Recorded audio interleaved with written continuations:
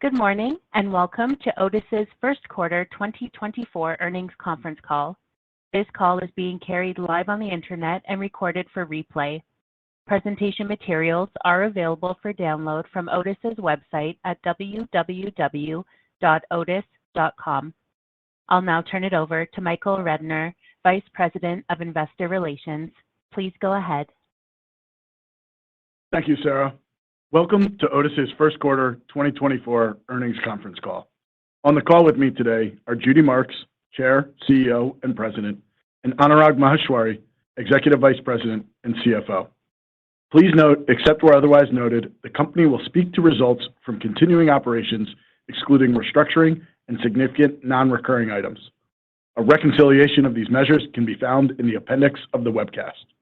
We also remind listeners that the presentation contains forward-looking statements which are subject to risks and uncertainties. Otis's SEC filings, including our Form 10-K and quarterly reports on Form 10-Q, provide details on important factors that could cause actual results to differ materially. Now I'd like to turn the call over to Judy. Thank you, Mike, and good morning, afternoon, and evening, everyone. Thank you for joining us. Starting on slide 3. Otis started the year off with a solid first quarter, again confirming and demonstrating the continued strength of our service-driven business model, as we outlined during our Investor Day in February. Through the hard work and commitment of our colleagues across the globe, we achieved mid-single-digit organic sales growth driven by our service business. We expanded adjusting operating margins by 80 basis points, with both service and new equipment operating profit margins expanding 70 and 20 basis points respectively. With another quarter of maintenance portfolio growth above 4% and solid modernization sales, we delivered 6.5% service organic sales growth. Mod orders increased 12.9% in the first quarter, with growth across all regions, while challenging market conditions in new equipment continue. Delivering operational excellence across the organization drove 10% adjusted EPS growth. This quarter, we executed our capital strategy with excellence. We continue to work to repatriate cash from overseas and use it for the benefit of our shareholders. As such, we were able to repurchase $300 million of shares in the quarter. Additionally, yesterday, we announced a 14.7% increase to our quarterly dividend. We have nearly doubled our dividends since spin, emphasizing the importance we place on delivering shareholder value. We also made important progress towards our environmental goals. Earlier this month, the Science Based Targets initiative approved our near-term science-based greenhouse gas emissions reduction targets. This is a meaningful step on our sustainability journey, and our steady progress meeting our commitments will be shared in our next ESG report, expected to be published later this year. Turning to our orders performance on slide 4. New equipment orders were down 10% in the first quarter, as anticipated, due to the tough compare versus the prior year. Double-digit growth in EMEA and mid-single-digit growth in Asia Pacific were more than offset by a double-digit decline in the Americas and high teens decline in China. Nevertheless, our new equipment backlog at constant currency was roughly flat versus the prior year and up slightly versus the prior quarter. Service segment, we continued to deliver consistent, solid performance, with another quarter of portfolio growth above 4% and demonstrating the value of modernization as a new strategic imperative, 13% orders growth and 15% backlog growth at constant currency, setting us up well for modernization sales through the rest of the year and into 2025. Reflecting the hard work of our colleagues around the world, let me highlight a few orders we received during the quarter. In China, Otis Electric will provide 46 escalators and 9 elevators for an expansion of the Shenzhen Metro Line 5. The elevators and escalators will be installed at 3 new stations connecting to the city's Grand Theatre, where passengers can transfer to 2 other metro lines. In Canada, Otis will provide 19 elevators at the South Niagara Hospital, a 12-story facility that will consolidate and expand acute care services in the region. It's designed to meet the Canada Green Building Council's LEED Silver standards and is an important step towards becoming the first WELL-certified hospital in Canada. These elevators will be equipped with Otis ONE, EMS Panorama, and autonomous mobile robot system integration. In Japan, Otis is modernizing 6 elevators and 6 escalators at the Hamamatsu ACT Tower in Hamamatsu City. We look forward to continuing to service the 212-meter-tall tower as we've done for nearly 3 decades. And in the United Kingdom, the National Health Service of Wales has been an Otis customer since 2018 and has recently renewed their service contract, covering 450 elevators across many health facilities in the country for an additional 5 years. Building upon our trusted relationship, we will now modernize 19 elevators at the University Hospital of Wales in Cardiff. Turning to Q1 results on slide 5. We delivered net sales of $3.4 billion in the first quarter, with organic sales up 3.8%. Despite dynamic market conditions, we have delivered organic growth every quarter since the end of 2020. Adjusted operating profit, excluding a $7 million foreign exchange headwind, was up $50 million, with both segments contributing. Adjusted EPS grew 10%, or 8 cents in the quarter, driven by strong operational performance. Improvement in the tax rate, early results from Uplift, and the benefit of a lower share count offset headwinds from foreign exchange translation and increased interest expense. With that, I'll turn it over to Anurag to walk through our results in more detail. Thank you, Judy. Starting with segment sales performance on slide 6. Otis new equipment organic sales were roughly flat in the first quarter when compared to the prior year. Americas grew mid-teens on solid backlog conversion. EMEA and Asia Pacific both grew low single digits, driven by growth in key markets, and China experienced a double-digit decline due to the lower backlog and weaker market conditions that Judy mentioned. New equipment pricing was strong in the Americas, EMEA, and Asia Pacific in the first quarter, up low to mid-single digits. In China, while the pricing environment remains challenging, we continue to drive productivity and capitalize on lower commodity prices. Service sales were $2.2 billion in the first quarter, with organic sales growth of 6.5%, reflecting growth across all regions and in all lines of business, and marking the 12th consecutive quarter of mid-single-digit or greater organic sales growth. Maintenance and repair continues to perform well, up 5.8% from portfolio growth, robust repair volumes, and maintenance pricing, which was up more than 3 points, excluding the impact of mix and churn.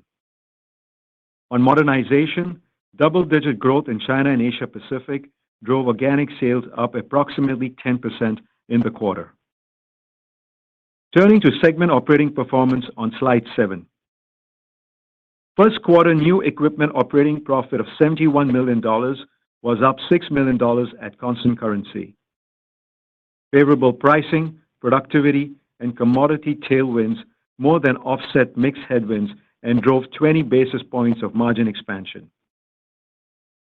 Service operating profit of $523 million was up $47 million at constant currency, as drop-through on higher volume, favorable pricing, and productivity more than offset annual wage inflation. This led to margin expansion of 70 basis points for the segment. Additionally, the ramp of Uplift initiatives alongside cost controls improved our SG&A as a percent of sales by 50 basis points year over year. All in all, we expanded overall adjusted margins by 80 basis points and grew EPS 10%. Shifting to cash, we generated $155 million of adjusted free cash flow in the first quarter, reflecting a build in working capital following a snapback from a strong Q4 and the timing of billings in the quarter. We are off to a good start. The strength of a service business, including the execution of a modernization strategy, combined with productivity efforts and the Uplift program, more than offset the subdued new equipment markets. As a result, and with good line of sight through the rest of the year, we are raising our profit guidance. I'll turn it back to Judy to discuss our 2024 outlook. Now on slide 8. Before I discuss our updated 2024 financial outlook, let me briefly update you on our global market outlook. For the new equipment market, our expectations for the Americas and EMEA remain unchanged, down low single digit in units. We now expect Asia to be down mid-single digits in units versus the prior outlook of down low to mid-single digits due to weakness in China. There is no change to our outlook for Asia Pacific as India, Southeast Asia, and the major infrastructure pipeline remains strong. We're revising China to be down high single digits to down 10% as activity remains sluggish. Although new equipment markets remain challenging, service market strength continues, with low single-digit growth in the Americas and EMEA and mid-single-digit growth in Asia driven by China. Installed base growth is driven by units that were booked roughly 2 years ago, installed over the past year or so, and are now starting to roll off their warranty period. Therefore, we still anticipate the global install base to add roughly 1 million units, a growth rate of mid-single digits. Turning to Otis's 2024 financial outlook. We expect net sales in the range of $14.5 to $14.8 billion, with organic sales growth of 3 to 5%, overall unchanged versus the prior outlook, although we made some modest changes within the segments, which Anurag will discuss in a moment. Adjusted operating profit is expected to be up $135 to $175 million at actual currency and up $160 to $190 million at constant currency, up $10 million from the low end of the prior outlook. Adjusted EPS is now expected in the range of $3.83 to $3.90, up 8 to 10%, with 3 cents improvement versus the low end of the prior guide. We anticipate adjusted free cash flow to come in at approximately $1.6 billion. In addition to returning nearly all free cash flow generated to shareholders, we're also performing well on our cash repatriation programs, and we are raising our target share repurchases to approximately $1 billion for 2024. In addition, we are acquiring the remaining minority interest in Nippon Otis in Japan for approximately $70 million with cash. This will be about 1 cent accretive to EPS in 2024 and another 1 cent in 2025. With that, let me hand it back to Anurag to outline the 2024 segment outlook in more detail. Taking a more detailed look at our outlook and starting with sales on slide 9.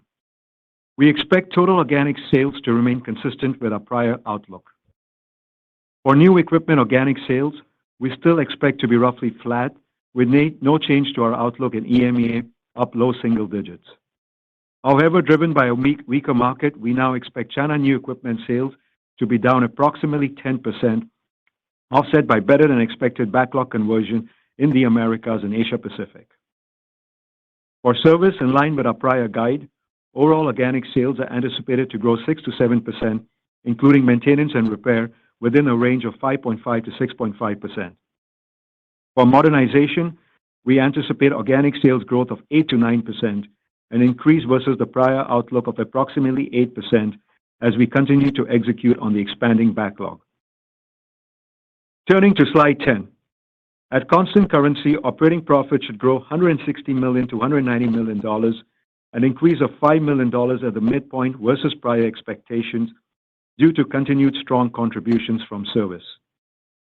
On service, we now expect operating profit margin at the high end of the prior guide, up approximately 50 basis points for the year due to solid first quarter performance. For new equipment, net of the previously noted puts and takes, we still anticipate adjusted operating profit margin to be flat to up 10 basis points. Better flow-through of pricing from the backlog is offsetting the added mix impact from the weaker China outlook. We expect overall adjusted operating profit margin expansion of 50 basis points as a result of service volume, productivity, and pricing tailwinds alongside ramping uplift benefits. Turning to cash flow, there is no change to our outlook, and we expect to achieve adjusted free cash flow of $1.6 billion, largely driven by net income growth. In addition, our continued efforts on cash repatriation gives us confidence to repurchase $1 billion in shares, up from $800 million previously. This, combined with the recently announced increase in our dividend, allow us to return approximately $1.6 billion of cash to shareholders, up from $1.35 billion in our prior outlook. Moving to the 2024 EPS bridge on slide 11. We have raised the low end of our guidance for adjusted EPS by 3 cents to a range of $3.83 to $3.90. That is over 30 cents of EPS growth at the midpoint, driven almost entirely by growth in operating profit. Before we turn to questions, let me provide some more color on the second quarter. Starting with Otis, we expect new equipment to be down mid to high single digits, reflecting the more challenged market conditions, though with backlog holding steady sequentially.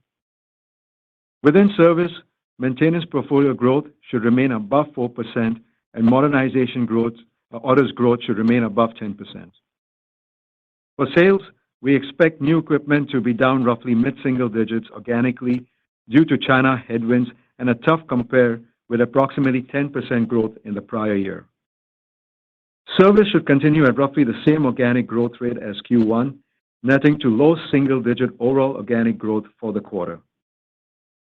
Based on the recent deterioration in FX rates, we anticipate a headwind when compared to the prior quarter, netting to roughly flat sales versus the prior year. Turning to profit, new equipment margins are anticipated to come in right around 7%, while service margins are anticipated to be roughly the same as Q1 or slightly higher.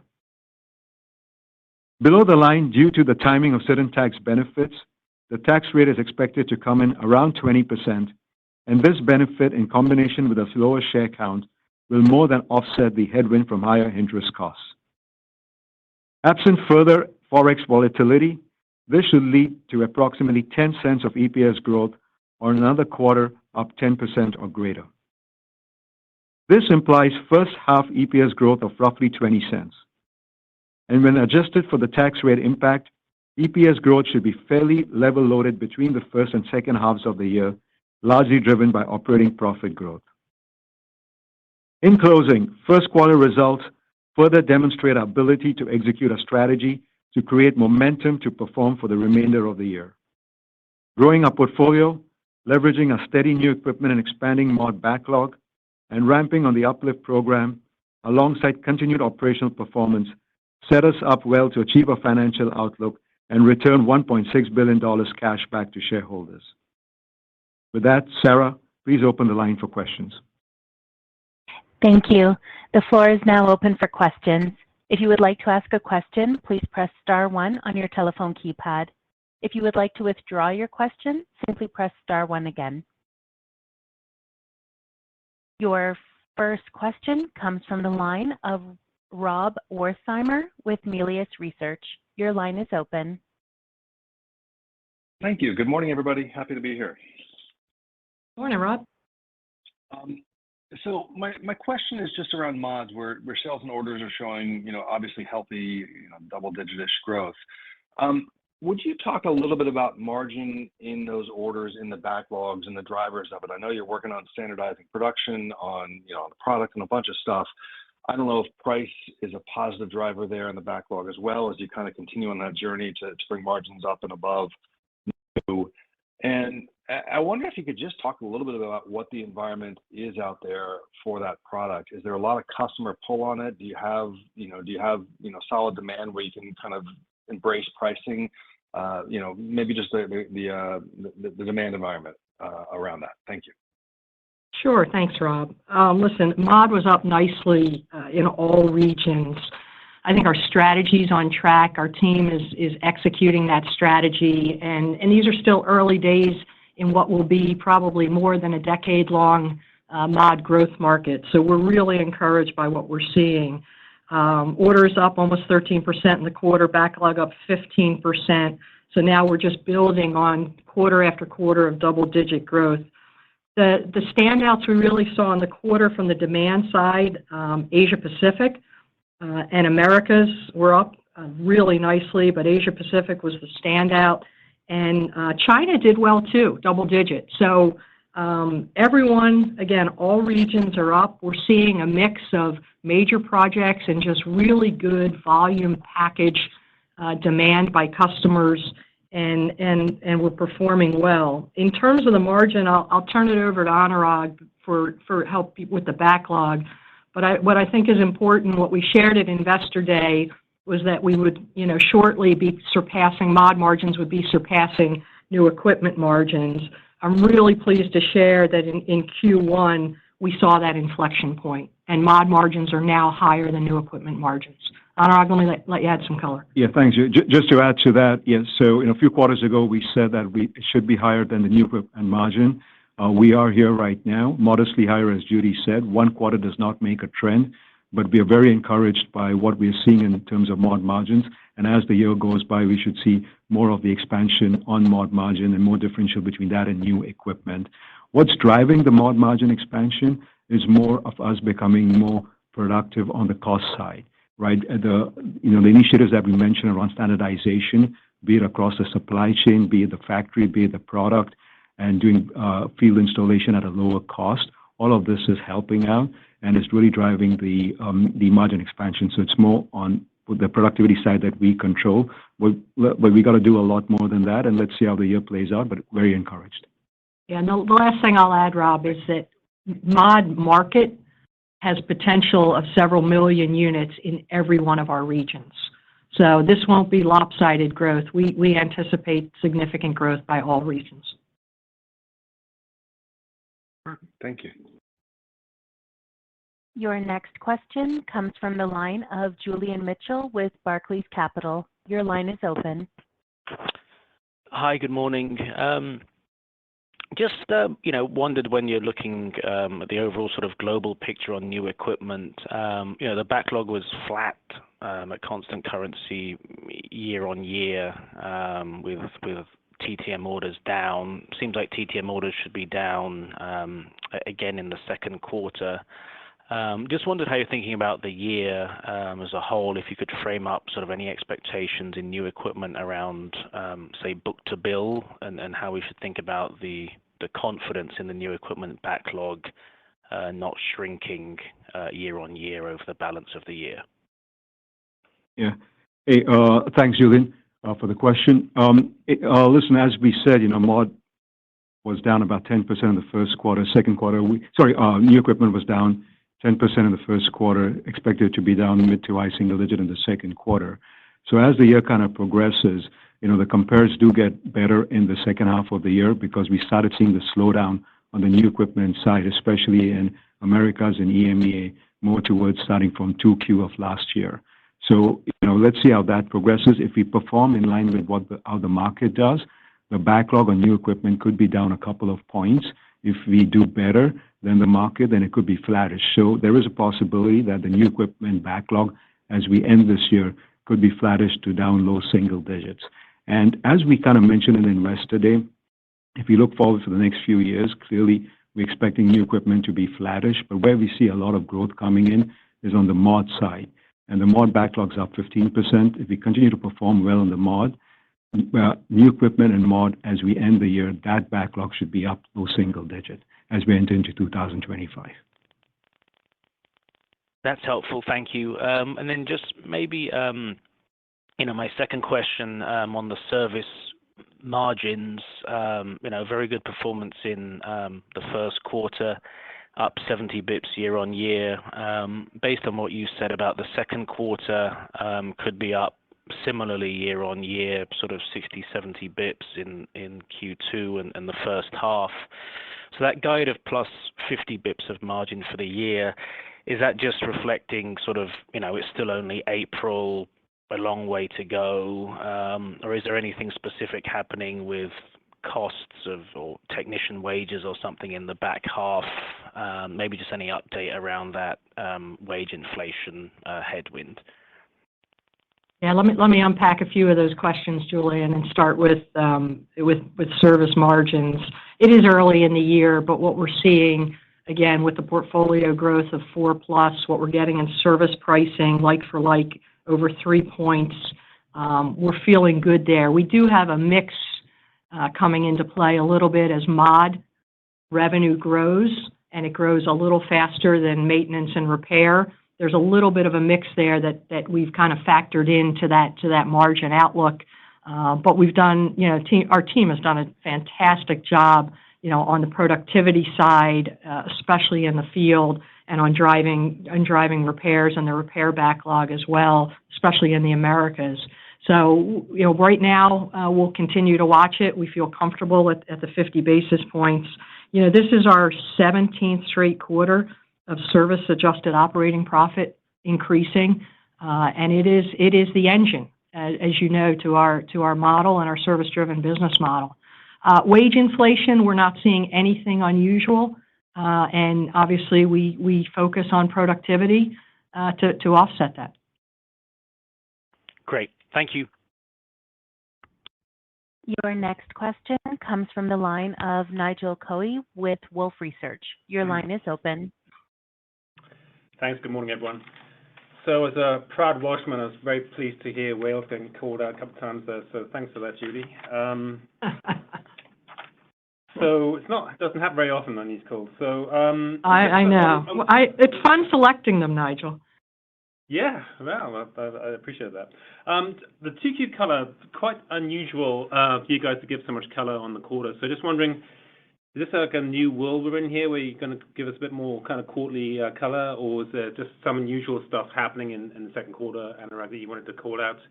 And then maybe, just in the spirit of maybe helping us to fill out the model, perhaps, below the segment line, tax rate seems to come in a bit lower, but anything on corporate expenses that we should bear in mind as well? Yeah. Hey, thanks for the question, Nigel. The reason we typically give quite good color on the new equipment and service, how it's trending for the quarter. Give a little bit more color this time was exactly the question you asked, was on the tax rate, which was much lower in the quarter, coming in at 20%. For the full year, the guide is roughly the same at 25.5%, but because of planning and discrete items, they shift quarter to quarter. So wanted to kind of, highlight the fact that where tax was coming in for the quarter, and obviously the team is doing a really good job in terms of managing it through the course and bringing it down in years to come. On the corporate expense, yes, it's going to be a few $1 million high in the quarter, probably 0.9 to 1% of revenue as we look at this year. Nothing unusual there except for Forex, where we do have some Forex headwinds, and that does get reflected in our corporate expense, so that probably increases by 5 to 10 basis points. Yeah. Okay, that's really helpful. Thanks for that. And then on the free cash flow, I understand it's mainly AR timing, but is there anything in the mix of business, I don't know, mod mix or anything else that's maybe leading to a lengthening in the billing cycles there?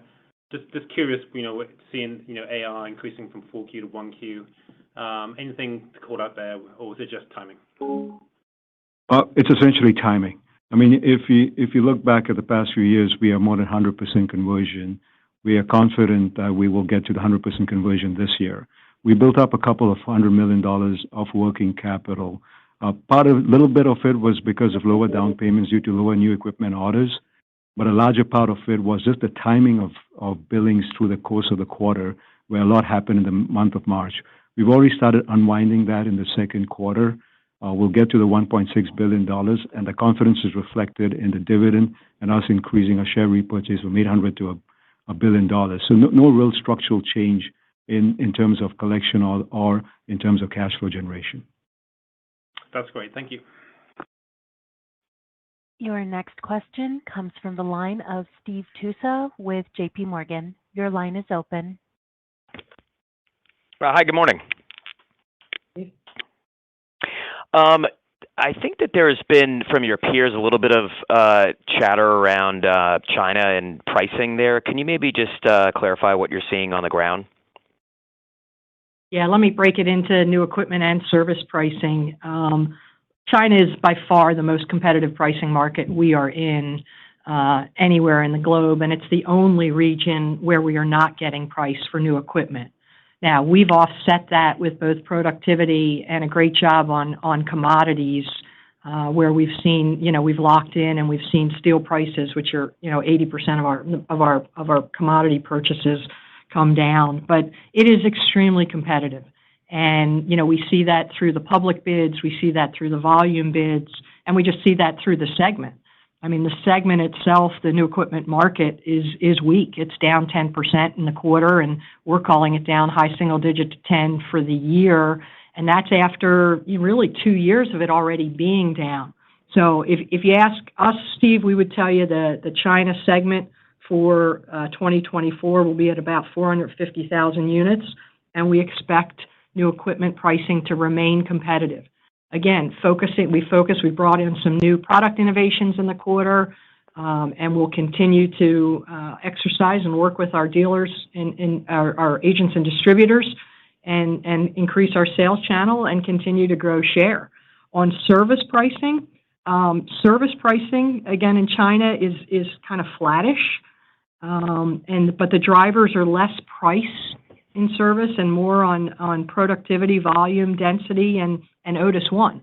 And Otis ONE is really a nice contributor for us. We grew our portfolio in China. We're now at 400,000 units and more than half covered with Otis ONE, and that's driving some significant productivity challenges. But price in China is challenging. When you say challenging, I mean, can you give us a little bit of magnitude around that? I mean, is that down 5, down 10, like just any kind of magnitude on a year-over-year basis? No, I mean, it's been challenging. This is year 3 of challenging pricing there. Again, Sally and the team are just focused on productivity, on commodities, on everything we can in terms of getting cost out of our products, even from an engineering perspective, and installation. So I think we've done a really good job there, staying as neutral as we can in terms of price cost. Yeah, okay. And great. And Steve, just to add to that, right? So because it's a deflationary economy, so the input costs are coming down. But if you look at the overall new equipment backlog for us, even after having about $20 million of pricing tailwind in the quarter flushing through the P&L, our backlog margin for new equipment is still higher relative to last year. I mean, America's EMEA at mid-single-digit price increases, Asia-Pacific low. So really, really good progress in terms of backlog margin, building it up and flushing it through the P&L as well. Okay, yeah, that makes a lot of sense. All right, thanks, guys. Your next question comes from the line of Joe O'Dea with Wells Fargo. Your line is open. Hi, good morning. Wanted to just start on your observations of ABI and Dodge Momentum, most recent prints, how that aligns with what you're seeing in the market. Clearly some softening in those lead indexes, while at the same time your America's new equipment outlook actually improving a little bit since prior. And so whether this is the result of just kind of long lead times on projects, or if there's any kind of incremental softening that you're seeing on the ground out there in North America. Yeah, so in North America, I would tell you that the new equipment market segment that we saw in Q1, it remained weak, but it was at a lesser pace than the weakness we saw in the second half of 23. And you saw we increased price, and we delivered on the backlog significantly because our revenue was up 15%. Our orders challenge in the first quarter was a really tough compare. North America to us is Canada and the U.S. We had several major infrastructure orders in Canada first quarter last year. So I would tell you it's more of a compare. We are expecting more new equipment stability in 24 than in 23. But, the latest ABI data at 43.6, I mean, this is the lowest since December of 2020, and now another quarter of less below 50, which means things are contracting. Similar Dodge is down. So we're watching it carefully, Joe. What I would tell you is all verticals this quarter in North America were down. Commercial was down more than resi. Resi's becoming more stable, and for the part of infrastructure where we compete and where we are successful, that has been more stable as well. That's helpful. And then just on capital deployment and increasing the share repurchase for the year, sounds like some opportunities there related to repatriation. My question is just related to the M&A side of things, what you're seeing on opportunities there, the pipeline, just expectations for being able to execute on any bolt-on opportunities this year. Yeah, well, as Anurag shared on the cash repatriation, kudos to our team. This is the first time I think we've made a significant decrease in our cash balance, bringing it down from $1 billion to $900 million, and continuing to focus on how we can do that since spin. So that's allowed us to repatriate $300 million and gave us the confidence between the cash and the repatriation to increase. This is the first time we've announced a share repurchase that starts with $1 billion since spin. So it's our fourth year of cash buybacks, of stock buybacks, but we're feeling confident there. In terms of M&A, the bolt-on business is still healthy. We've got a good book of business. It's just kind of timing when those get closed. We outlook every year about $50 to $100 million of bolt-ons. For us, they have to, eventually they have to be accretive.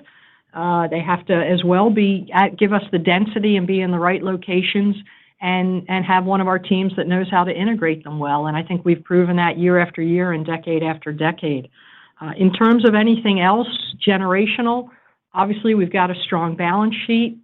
These opportunities don't come up frequently in the elevator and escalator market, and we will continue to evaluate anything that comes to market.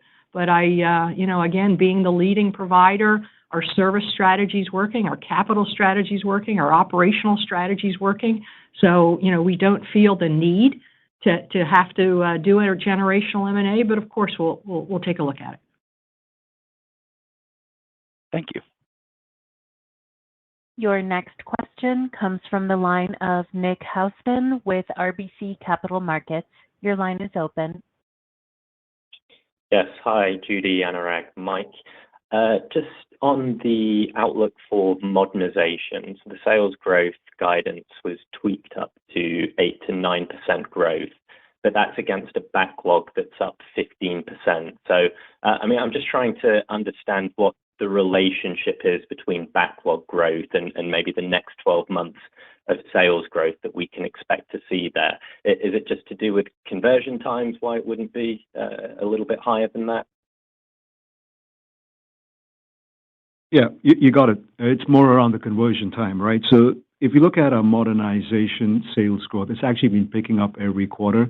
There's no reason why it should not be going up double digit in the next, 3 to 4 quarters. And as the sales conversion catches up with our backlog. And part of it is the same thing which is driving a margin increase, Nick. It's more around standardization of products, reducing the lead time from the factory, reducing the lead time to install it.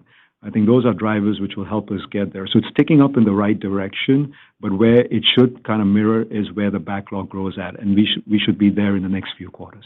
Yeah, Nick, what we've done is we've taken everything we've learned in new equipment service over 4 years, whether that's go-to-market strategy, whether that's sales specialization, driving common installation, beyond industrializing the packages, the supply chain, and everything else.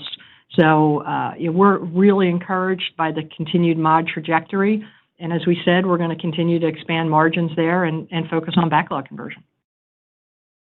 That's great. And then just on the service pricing, I think you said a couple of times that it was 3 points in the quarter net. Maybe I'm misremembering, but I think previously you'd commented saying that you were expecting 100 basis points of net pricing for 2024. So I'm just wondering where the extra 2 points has come from. Just to clarify, the 300 basis points that we spoke excludes mix and churn. So it's a gross pricing. The net for the quarter was a little bit higher than being flattish over there, but it's consistent to what we are seeing in pricing in the service business. So EME is seeing mid-single-digit price increases. America is close to that. Asia Pacific has always been on the lower side. So from a pricing perspective, it's sticking well in the market, and we're seeing good traction over there. What's really helping our service margins to grow besides that is clearly more on the productivity side. And with the productivity, because of that, we kind of increase the profit on the service business for the year. Great. Thank you very much. Your next question comes from the line of Miguel Borrega with BNP Paribas. Your line is open. Hi, good morning, everyone. I've got two questions. The first one just on China. For several quarters now, you mentioned 3 years in a row that you're seeing price pressure. I know you're offsetting with lower product costs, but where do you think the floor of pricing is? When you look at your competitors that are putting pressure on pricing, how long do you think this will keep going? And then long term, where do you think margins in China new equipment will ultimately converge to, if you think they will, end up at Western levels? That's my first question. Yeah, let me start, and Anurag will add on the margin side. But Miguel, listen. I'm not here to declare a trough. As soon as we see that in terms of the competitive pricing and the segment, we will share that. But we're not predicting it this year, as you can tell with our outlook. Again, though, I can say, having been in China in March and meeting with multiple government officials as part of the China Development Forum, there are efforts underway. The government is taking action. It has not changed sentiment or the liquidity easing yet. But as that happens, obviously, our team will respond. They'll respond quickly, and where we have the ability to see price inflect, I believe you will see us do that as we have led in pricing in China many times. Margins? Yeah, just exactly. It's a balance between the pricing and the share of segment, and I think we look at both. In terms of margins for us, if pricing is coming down in China, as we earlier mentioned, it's also commodity prices. We're seeing tailwinds over there, and we're taking cost out and seeing more supply chain efficiencies. So we are maintaining a margin rate in China. As we go forward, between price, between share, between margin, we're going to find a balance between all three of that so we can continue to grow our profitability as we move along. Yeah, and that's really what you're seeing, Miguel, with us really now, service now being 25% of our revenue in China and growing. The mod element of that, it grew double digit last quarter. That's going to continue to grow and continue. So you'll see this trade we normally do between volume, price, and in every market.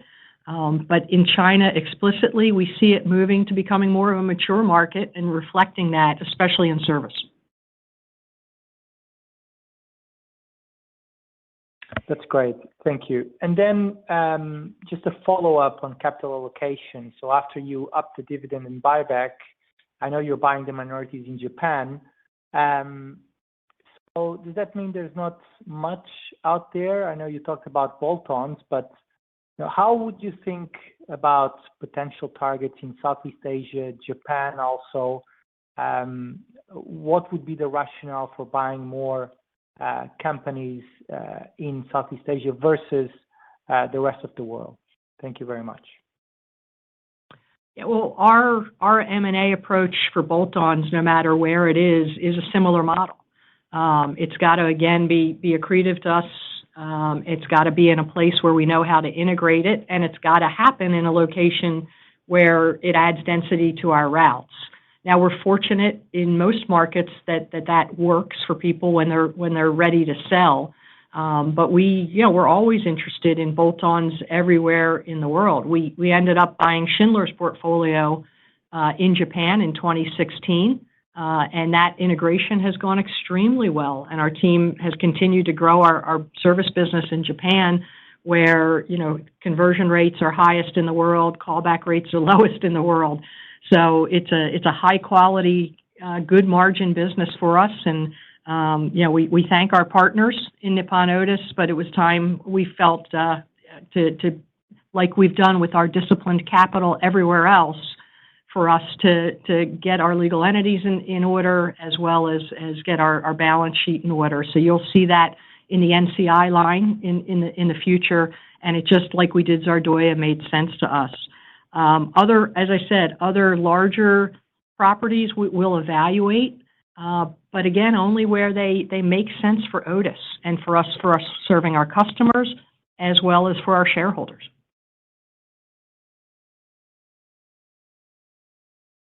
Your next question comes from the line of Gautam Khanna with TD Cowen. Your line is open. Hey, good morning, guys. Hey, Gautam. Wanted to ask about India specifically, and just it sounds like that's a source of strength still. If you could just talk about what the big drivers are there, and if you could dimensionalize how big that is relative to the rest of Asia Pac. Yeah, I mean, India, Gautam, thanks. India is the highest growth market anywhere in the world. It's the number 2 new equipment market globally after China. But it's got different attributes than China because the conversion rates look far more like mature markets, like the Americas, like EMEA. We installed our first unit in India in the 1890s. And we've had an operating company in India for a long time. We've got a great presence there. I really like our position there. We've got a factory there, so we have made in India product across elevators and public and commercial escalators. The growth we're seeing is really in every area, but infrastructure is moving very rapidly. Obviously, large population. That population, the rising middle class, is driving not just urbanization, but demand for higher-end residential, especially multifamily, and multi-use. So every vertical in India is growing.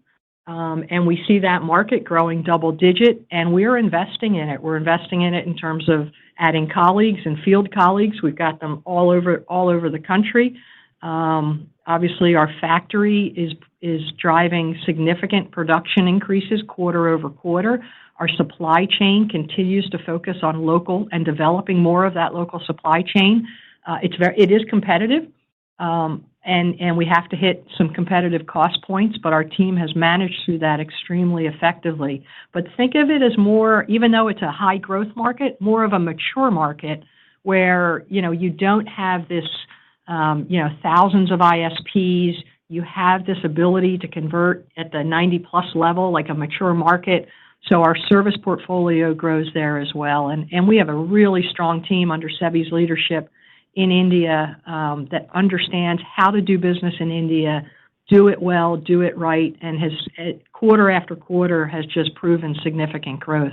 We are very, very bullish on India and will continue to invest there. Thank you. That's helpful. And I just wondered if you could also just talk about supply chain generally, where, if any, constraints still exist, and how your own lead times have changed over the last 3 months. Thanks. Yeah, the good news is we've worked through the majority of any of our supply chain issues. From a comfort perspective for you on commodities, we expect this year, after last year, we drove about $45 million of savings on commodities. This year, we're looking at 15 to 20. We think we can get that on top of last year's. And the only reason I say 15 to 20 instead of 20 is we've seen steel increase in certain parts of the world. But we're locked in terms of our commodities for the rest of this year from a productivity and a cost standpoint fairly well, 60% locked, 80% on steel. Our magnets are fully locked. So our supply chain team has done a great job through the challenges and now is optimizing. So it's not impacting deliveries at all, and really there's no single call out. Are there still some people that are recovering? Some smaller suppliers there are, but we have continued to focus on dual sourcing, resiliency in our supply chain. And I got to tell you, our factories on new equipment this first quarter, they delivered. Thank you. This concludes the question and answer session. I will turn the call to Judy for closing remarks. Thank you, Sarah. Hey, we are quite pleased with our first quarter results as we make steady progress delivering value for our customers and shareholders throughout the remainder of the year and beyond. Everyone, thank you for joining us. Stay safe and well. Goodbye. This concludes today's conference call. Thank you for joining. You may now disconnect.